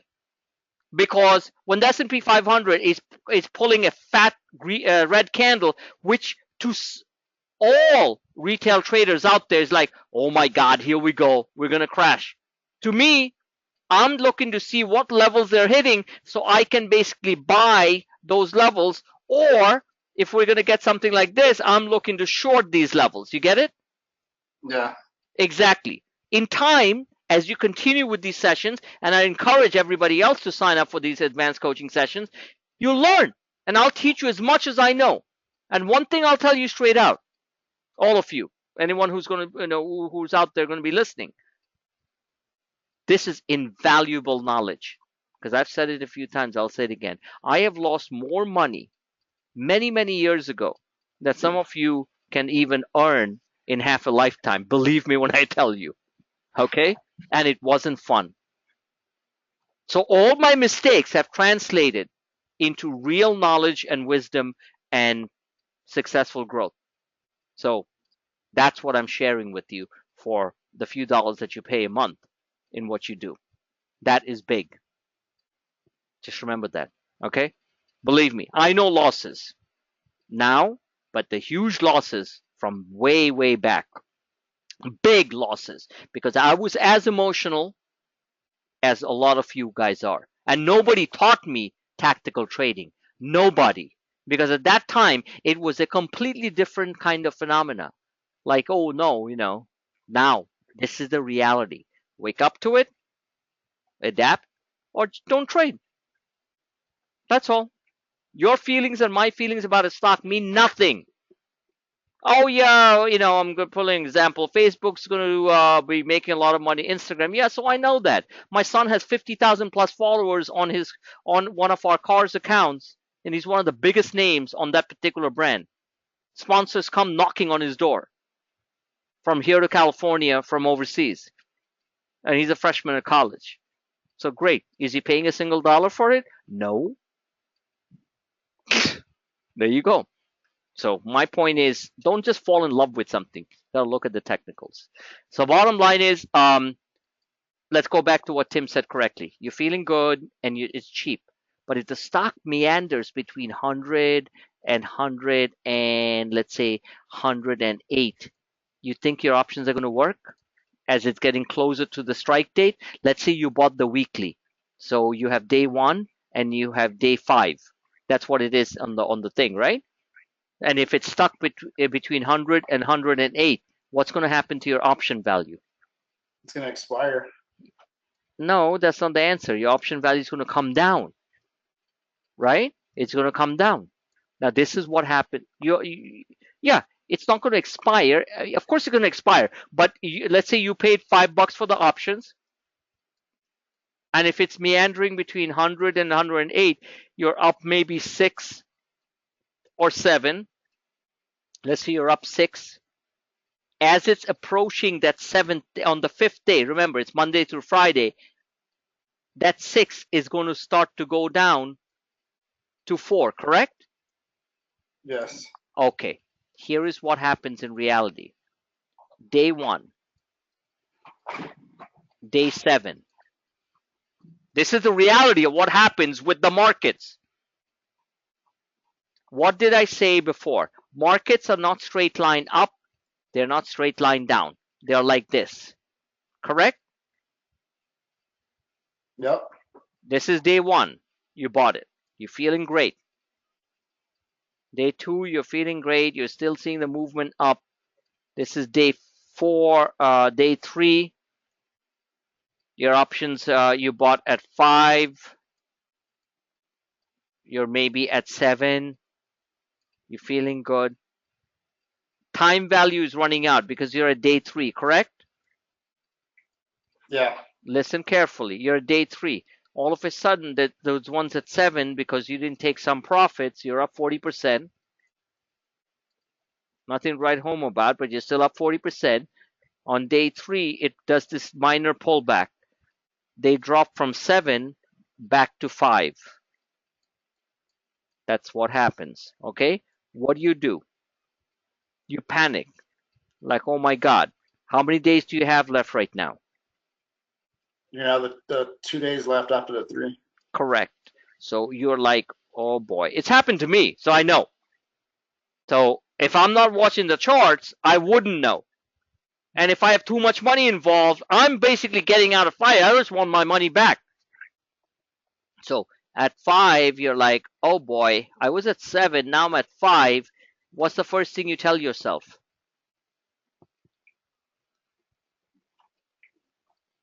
What's the first thing that you tell yourself? What's the first word that goes through your head? Shit, or look at the charts. You said it. You said it. First thing you say is not look at the chart. You say, oh shit, right? Yeah. Exactly. That's the first thing you say. That's the first thing I say. Like, oh crap, why didn't I take my 40% and now I'm back to even and possibly go lower, right? Mm-hmm. Exactly. This is the reality of trading. So you say, oh crap. Now, second point that you made. You look at my charts and you don't have to analyze because I'm already telling you the comments, which is the most important thing. I'm showing you the charts. If I'm thinking it's going to go down a lot, like whatever, you have 2 options that you can do. You look at the charts and you say, you know what the heck, I'm going to leave it there because the charts are still looking okay. That's one option. Charts are fine and you have 2 days left, right? Right. Listen, this is the reality of the battleground that you face, that we all face, and my good buddies in the Marines face. All right? As you might know or might not know, I'm a huge supporter of our veterans and guys returning with PTSD from different wars. So anyway, so you say charts. The second thing, so you got 2 days left. This is what the machines do. If you're not watching the charts and you're not seeing what I'm commenting and stuff on that particular thing, and I'm not always going to be right, but most of the times I am, they're going to take it to the fourth day, balance it out a little bit. And this happens generally during options, monthly options expiration, i.e. this week. Look what they did to the market yesterday. They just rammed it, right? So that was on the fourth day of this week. So they'll wait till the fourth day. They meaning not humans anymore. These are very artificial intelligence. That's why NVIDIA is such a hot stock. Artificial intelligence frigging computers. They will just run it up. Sometimes, a lot of times I've seen them run it up on the day of expiration. And it's happened to a lot of you. And you're like, what the heck? What's going on? NVIDIA hit a new high today. Year high 168.50. NVIDIA went to 169.30. They did exactly the same. They took everybody out. And then on a Friday, monthly options expiration, they decide to take at a 52-week high on the stock, which is 169.30. The previous high on the stock was 168.50. But if somebody was looking at my NVIDIA charts, I was showing it was going to hit a high. Even though I said it could be a possible short, I did change my mind. Not because I just woke up and said change my mind, because I looked at the charts like, no way. And scroll down and do check it out, okay? On that side. So this is what they do. On the last day of options expiration, they decide to move the stock up to 169.30, and then by the time somebody bought there, I still think the stock's going higher. Unless it really screw up with their earnings. So 169.30, they close the stock at 168. Do you understand what I'm saying? Yeah. So what I'm saying is that you had to be a buyer on the things. I'm just showing you the SPX in the background at these levels. So they do this all the time. They'll take you out because they know you're like, oh, crap, whatever, or oh, shinola, all right? And why am I holding it? It's up 40%, now I'm even, and right after that they just run it up. If it's the same week options, this is the next lesson I want to tell you all. If it's the one expiring the same week, you do not want to have way too much money in there, even though people who have FU money, which, look, I'm not a billionaire, right? I got some decent money I'm trading with, but I'm still being prudent about my money. So my point is that if you have complete like FU money, trade it on the last day and trade it like hard. Okay? Trade it hard. But if your money that you're trying to preserve and grow, then you want to have small positions close to expiration. Got it? Yep. And you get some big bang for your buck. But in order to do that, you need to be on that particular day, let's say monthly options expiration, such as Friday, you need to be in front of the screens. Okay. Other stuff about options.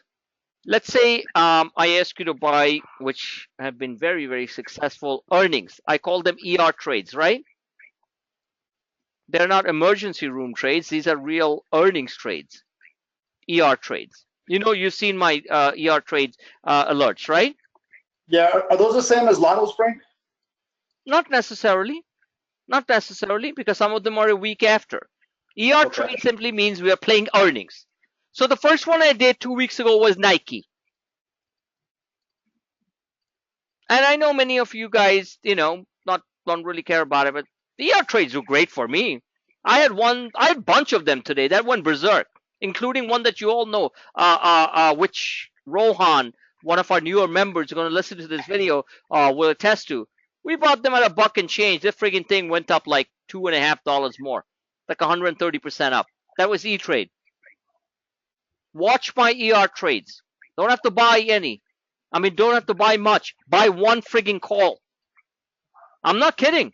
If you buy one call on 4 different earnings trades that I post, and each of them costs $2, how much is the cost that you're laying down for that gamble? If you buy one call and each contract is $2, and you're buying four companies, how much are you putting down for that trade? Earnings. So if it's $2, If it's $2 and you got four of them, hey, come on, it's easy. well, it's two. Will be 200 for one contract, so it'll be $800. Thank you. So you're putting $800, right? Horse betting. You ever bet on horses? I have. I Yeah, always lose. me too. I actually won 3 times, and I just started last year just for fun. You know, I did the Kentucky Derby, I did the Preakness, I did the Belmont, and I actually have a strategy. I'll tell you later. I actually figured out like an option strategy on how to do it. You know, and it's kind of fun. And I just do it with a little bit. One time I won like I actually got like the trifecta. And the other time I actually missed the trifecta, which would mean like a $12,000 like friggin' thing. I don't want to get into it because I'm not a gambler. I gamble enough on options in the market. Seriously, my brother-in-law, I always say, he's a Canadian guy, smartest guy in the world. Smartest guy, owns real estate, works in the financial industry, biggest poker player in the world. Seriously, I have no patience for that. Sitting with a bunch of very smart Chinese and Russian guys, watching them flip cards is my idea of fun. You know what I'm saying?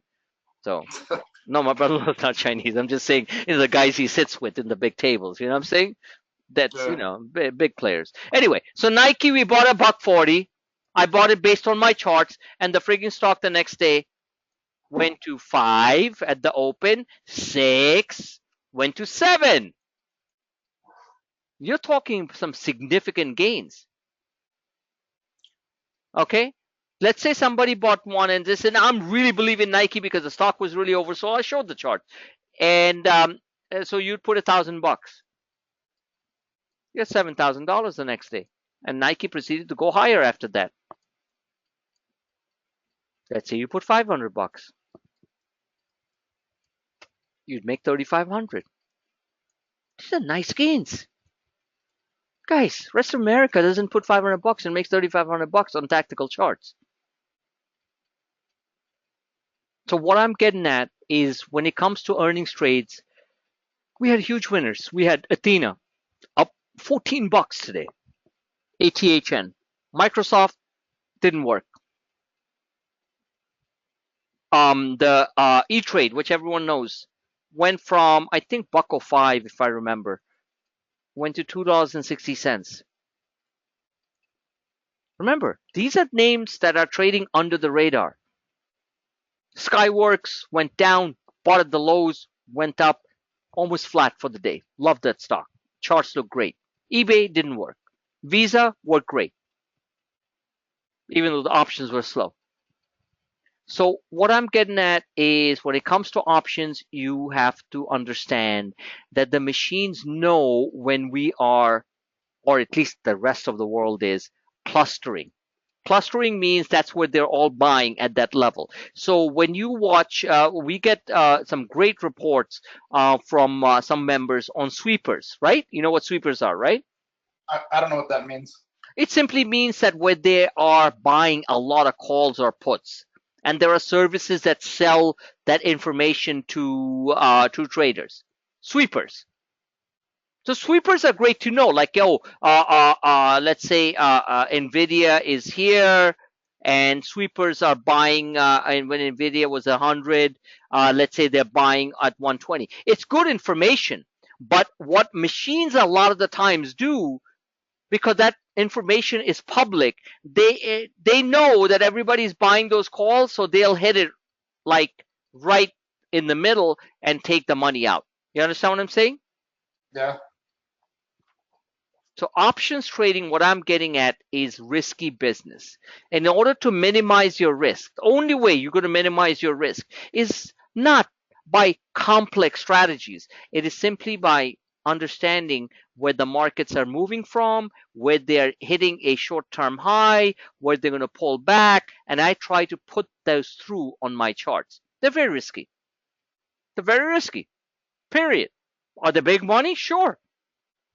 The other thing about options are that if you buy something, the first thing and it moves up real fast, like you did some very smart things, even though you missed out on some big gains because you didn't understand the chart. You took 40%, 50% on certain trades, right?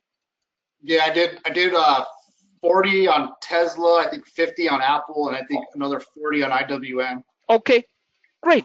That's fine. So the bottom line, what I want to remind every other new member who's going to listen to this tonight, I mean, whenever they listen to it, is you did the right thing. You did the right thing based on the initial move.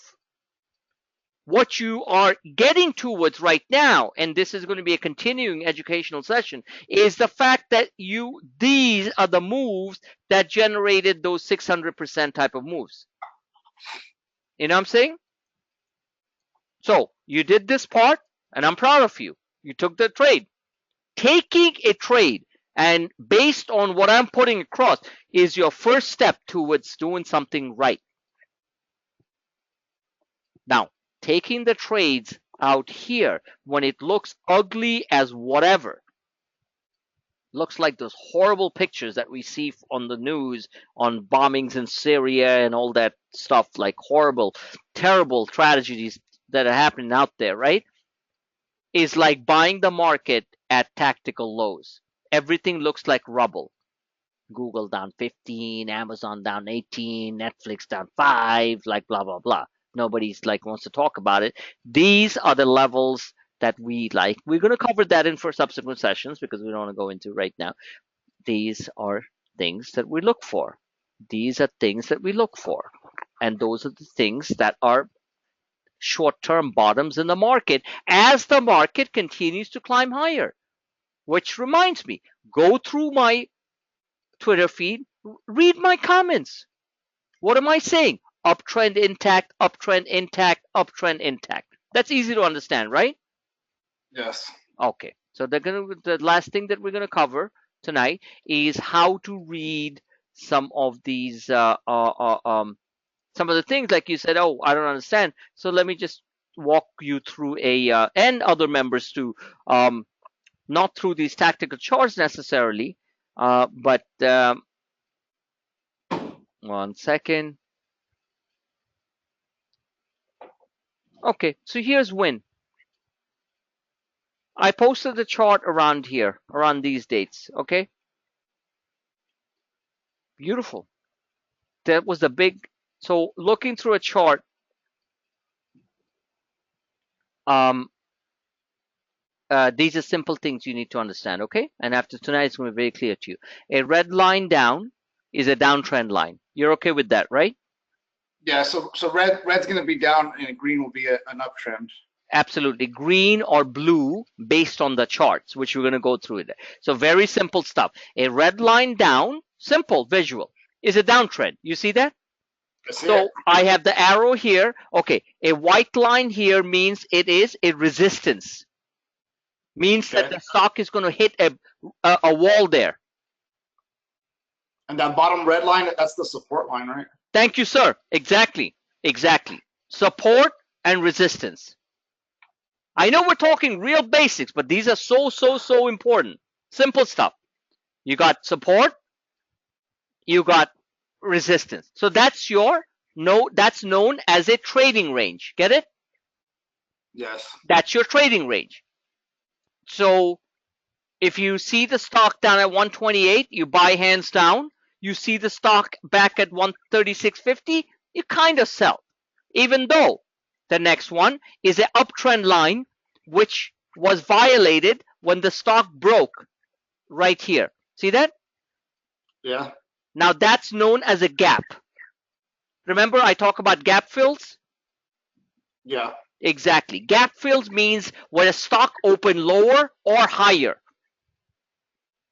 Gap fills, there's an old saying on Wall Street, I don't know who the hell came out with it. They say in nature hates gaps. I don't know where that came up. That's too philosophical for me. But apparently, gaps, I know what the reason behind it. Gaps are where investors got caught. You got it? Mm-hmm. So if the gaps generally get filled. So when you see me write gap fill, that means that the stock is most probably going to get up there. Like I showed the gap fill on AutoZone today. So take a look at that chart. I can bet big. I mean, of course, I'm betting because I put money in there. I can bet pretty much almost certain that it's going to fill that gap. You see it on multiple charts that I post. Am I clear on that? You're clear, Frank. Okay, good. So that's a gap fill right there. Guess what the stock went? To the gap fill. Thank you. Magic. Does it still have upside given the size of this massive candle? And I lured the stock in this range just a couple of days ago. Frank, quick question on that big green candle at the end. Yes. I know in your other video you mentioned the three candles. Do you see that three candle going on that big green one? Okay, damn good question. I feel that is very possible given the given again, you watch the candlestick video and rewatch it because I'm going to freaking rewatch it. I like that robotic voice explaining all the simple things I already know. Given the magnitude of this candle, right? It is very likely that we're going to rest around here or create another second candle and get up as a third candle up to major resistance. Get it?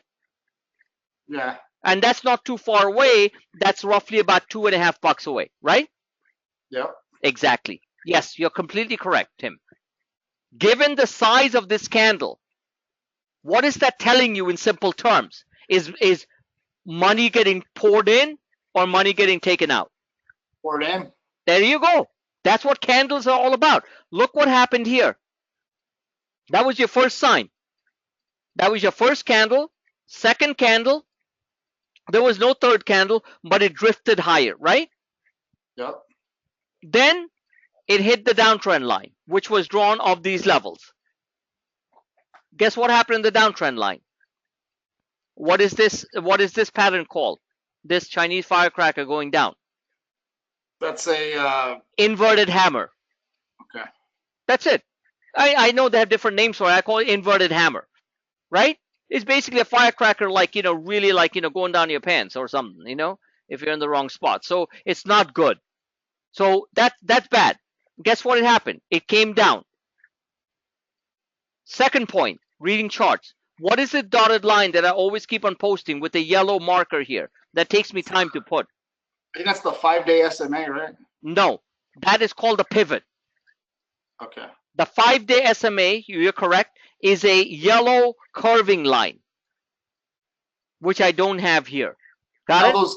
Those pivot points, that's where the algo HFTs start kicking in, right? They start doing their thing. Exactly. All right. So the pivots are where either you're going to break below pivot or you're going to rise above pivot. Pivots, a whole pivot, there's a whole industry of traders, a whole group of traders who just trade pivots. There are guys out there who sell their whole services on pivot trading. I just use it as a marker. All I know is when pivots like the border you want to cross higher or where you're going to get rejected. Get it? Got it. There you go. So that's why I always try to draw it as a dotted yellow line with a highlighted yellow line. The pivot. What is the pivot here? 132.38, right? Yep. It hit the pivot, slipped down a little bit, and then said hello. See you later. Is there a way to set the pivot on TOS? Of course, there is. But you know what? I haven't figured that out totally because when I use the pivots and stars, it's so messy. It just hurts my. It puts a bunch of dots all over the place. I don't understand. You're exactly right. I actually tried around with it. I posted it on a chart. It got me dizzy. It's almost like something hit me on the head. You're right. It puts way too many dots on the pivots, right? And I have seen guys on StockTwits use the same chart. I'm like, dude, I don't even get it. No, I'm serious because there are some really smart guys on StockTwits who are putting these technical charts, Tim. You know that. You're pretty active in stock. I don't even understand the friggin' part of it, So my point is that I want to make my charts understandable so traders can trade off it. That's the whole purpose of it. Get it? That makes sense, Frank. Yeah, exactly. Because I'm not some technical genius. I take simple stuff. I understand the market better than anyone out there. But I am not a technical genius, so I draw my charts in a different way. I try to make it as simple with the lines and everything. That's what you're going through right now on the first stage. But I'm looking at some of these charts out there on StockTwits and other forums that I monitor. And believe me, these guys are putting these wave theories and stuff in there. And I understand it, but I don't even get it. You know what I'm saying? Like, I won't even name names because somebody's listening to it is like, oh, you're bad mouthing me. But seriously, smart guys. And if you can understand, like you said, if you can understand the chart, what's the heck of looking at it, right? Right. And after tonight, you'll understand it a lot more. And my charts are a lot very simple. And those arrows and stuff that I didn't put on this one is pretty much for the simplicity of, well, I do have arrows on this too, on the simplicity of trading. Am I clear on that with everyone who's going to listen to it? Good? We're good with that? We're good with that, Frank. Okay, so we're okay with pivot. Pivot's very important. Either we jump off pivot, and you know what is the most important with pivots is the SPX and the SPY calls and puts. Pivot is very, very, very important when it comes to index trading, which is very profitable trading. So at this point, we do have a nice little move left. But at that point, you don't want to be an aggressive buyer, and they might run that stock up into earnings at this level and then drop it. Or they might push it way up, which is the previous uptrend line, which was violated with this big fat gap, and wind fell. Because maybe the Chinese billionaires didn't spend 20 million a month. I don't know. All I know, it created a big, what do you call this, Tim? This big type of reversal? Inverted hammer? No. Inverted hammer is when you're coming from the top down. Oh, that's a bullish reversal. Right. That's a hammer. That's a hammer reversal. Okay? That's a hammer. An inverted hammer, and for everyone else who's going to listen to this and get a lot of sense out of it, a inverted hammer is when you fall from the top, and this is a bullish reversal, as Tim pointed out, as a hammer reversal. Got it? Got it. There you go. All right, man. We're getting that. So let's go through a bit more on the chart. Pivot, understood. Support, resistance, gaps, trend lines. That's a very bullish trend line, and I think it can get there. Downtrend line is the red line. What am I missing here? And these lovely little cloud, exactly, Bollinger Bands. What are Bollinger Bands? Look, I'm not a Bollinger Band specialist. I'm a visual trader. I want to keep it simple. I look at the Bollinger Bands as what, and again, I'm not creating the Bollinger Bands. The system is putting it on there. So you can use Bollinger Bands on Thinkorswim or any other platform that I use. I highly suggest, as a matter of extreme importance, that you use one platform that matches my service. This is the more advanced one. I mean, this is the Algo HFT platform, but use Thinkorswim or investing.com, that's free, so that you can match your charts to what I'm putting through. And believe me, you're going to be a lot happier, a lot sad. You won't quit, and you will stay. Everyone understands that part, right? Yeah. Okay, there you go. So this uptrend line is a blue line. I generally draw it in blue or white, and that's what it is. Now, when you look at the Algo HFT charts, which are very precise, look at these lines too. The bigger the screen you look at, the easier you can see. You got green line here, green line here, green line here. The yellow line is pivot. Support, support, 3 supports. Hold on. 1 support. I'm 1 support, 2 supports, 3. So you see that? So right there, you can also see what the support and resistances are. And this particular platform, and anyone interested, they can do a free trial on this. I've always said, I'm going to actually do a mass mailing on this, but feel free to send any request to get the link to do the free trial. It's got nothing to do with me. It's to do with Quad. Okay? To support at 1 second, Tim. Okay. Gotta put this down. Support at, very hard to write with the mouse. Hold on. Clueless8.com. Just request a link. I'll send it to you guys. Call them up. Get the 2-week free trial. Do it. If it thinks it works for you, great. Fine. I have a whole instructional video how to set up the charts and stuff on YouTube. It's fantastic. Like I always say, do the car analogies because we're big car guys. You want to drive a Lamborghini? This is it. This is it of how to trade, like, real, like, tactical moves. Okay, so the other things I want to quickly explain. So you got the green lines as resistance. So that's when you know how far you can move. The Bollingers, as Tim pointed out, also act as resistances. They're more like cloud formations. And then you look down here. You look at the STOC. That's known as the fastos or the fast stochastics. And we're going to get into this stuff in later sessions. So the fastos are computer derivatives of the relative strength index, which a lot of you might know the name. You know the name, right? Relative strength index? Okay. So the RSI. This is the first derivative of that. They're a little bit more advanced. The fastos move a lot quicker and back and forth during the day. The slow stows, which are something that you guys have heard me say, SPX slow stows turning 80% return, 60% return on the money in about 15, 20, 30 minutes. The slow stows are what's known as SSTOC, SSTOC. Okay, so when I'm showing this, I'm not asking you to analyze it. I a lot of the times will put an arrow down here to show we are at the bottom, or a marker, You guys have seen me do this a lot. So if you buy the markers, this is where you buy. As the slow stows get into overbought zone, right? They get overbought. Just look at it visually.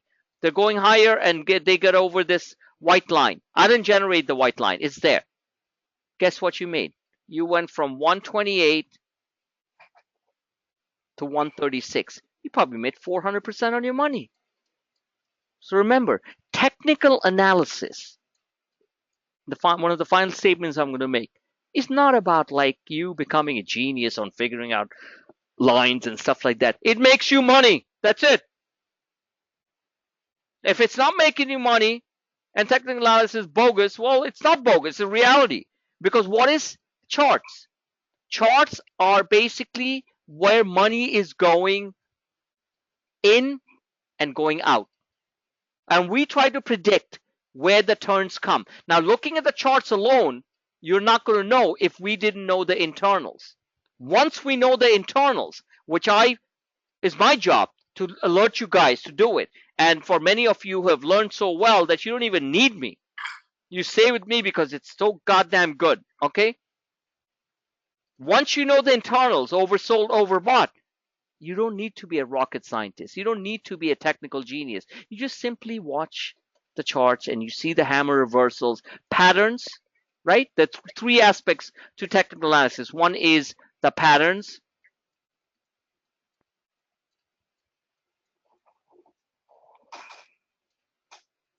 And focus, everyone who's going to listen to it, focus. The candle structures, which is not that hard to understand, and watch the video. The candle structures, which is the candles, right? The trend lines, TL. The pivot. And the patterns include all kinds of stuff. We're going to cover that in subsequent sessions. You know, the bull flag, the falling wedges, and the basic pattern analysis video should educate you guys a lot. Remember that one, Tim, okay? On the YouTube channel. Remember the one I told you about, right? It's right there. The one that I watched earlier? No, the basic pattern analysis that I showed you is on YouTube. Yeah, exactly. You know what I'm saying? That you have to watch. You know, basic chart, technical charts, basic charts, whatever. I explain like every single pattern that's out there almost. So anyway, so you have the patterns, the candle, the thing, the pivot, and then the internals. The internals, like what we said, is the guts of what's going on. The internal, which is, I use it very simply, fast stows and slow stows. Now, here's the best part, guys. Everyone who else is going to listen to it. I'm not, again, I repeat, I'm not asking you to draw these charts. And if anyone can draw these charts, I'm going to hire you in 2 seconds. I mean that. I'm going to hire you in 2 seconds. But what I want you guys to understand through this whole thing, through all the stuff that I put through, is when I'm putting the charts across, at least you understand what I'm trying to say. If you understand 60%, like I said before, of what I'm trying to say, you're going to make 100% returns on your options. That's it. I'll take one last question, Tim. Then we're going to wrap up. It's almost 8:40. That's like 2 hours. So go ahead. Yeah, well, I don't have any more questions, Frank. I think I've taken up a lot of your time, but I do want to say something about your service. Sure. Go ahead and feel free. You know, basically, you know, I approached Frank. I said, "Hey, how are you doing these charts?" He kind of talked to me. You know, "Hey, come check out Clueless Ape Trading." He Sure. does offer a 7-day trial. Try him out. If you don't make money, then go. But you will make money with his charts. I guarantee it. I'm new to this, but I made you know $400 a couple days ago. I'm not trading with a lot of money either. Sure. And you're gonna be making a hell of a lot more after tonight. I can almost shouldn't use the word guarantee. I can almost assure you on that one. You know what I'm saying? Right. I mean, I just, you know, And the sole reason you're gonna do it, Tim, and everyone else, please listen, is because you understand some of the stuff a little bit better. Remember, you're in a profession that needs a lot of quick thinking and smartness. And a lot of guys we have, they're in what do you call it? IT professions, computer professions. Many of our new members, they're a lot smarter, man. They're a lot smarter. They studied a lot harder than me and you did in college and high school. You know what I'm saying? And I'm pretty smart when it comes to a lot of things. But I'm not like some real nerdy guy. right. So I appreciate you saying that. One last chart that I want to show, which is going to be very instrumental to us, which I've always said has been since the beginning of the month, which was the 6th. Time flies. Oops, sorry. So right here. So we have the 6th of July right there. Okay, since the drop. I put big thumbs in here. Easier for people to see with their eyes. Look at this movement here. We're staying within the channels. The internals are still bouncing. This big fat line that I've repeated in my comments is the critical support, but this is an uptrend channel. Okay, and we did have a consistent sell-off for one day, and then we bounced. Never got back to the upper end of this cloud, which Tim, you know better than I do, is the Bollinger Band, which is around 2475. That's on the futures. That means roughly around 2480 on the S&P 500, right? Remember, Right. you have to add 5 to the futures. Oops, sorry. Let me change this. Last thing I want to remind people. Okay, S&P 500 futures plus 5 is your actual S&P level. So we are looking, if we are talking about going to 2475, that means we are talking about 2480 as a short-term high on the thing. But look how nicely the charts are drawn with. Imagine I didn't have any markers. So you have the red line, the red arrows as the first sell signal, the big thumbs down where we can possibly go to 2484, Tim, for everyone's education is what on the S&P 500. That's Remember, five more. it's 5. Okay, I was confusing that with the factor of 6 and the Dow Jones. No, that's different. This is the E-mini, so 2484 on the ES is how much on the S&P 500? That would be 2478. You just did the opposite. Remember, you have to add 5. Okay. Oh shit. Okay. No, that's okay. So you're looking at 2489. Got it? Okay. So market, in my opinion, and I'm going to cover this on the ACS session on Sunday night. My opinion is going to 2490, which is a kiss below 2500 by August. I don't have the calendar in front of me, which I will look up right now. Hold on. It is going to basically go there by August 8th. My final word. That is called precision. I've called these dates. I have to also look at the moon calendar. That's another day story. It really does matter, okay, on what the lunar cycle is. Whichever the case, we are by the first and a half weeks of August, we're going to be topping. But looking at the charts,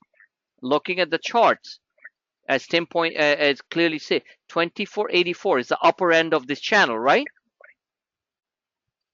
Actually, I need to adjust the channel. 1 second.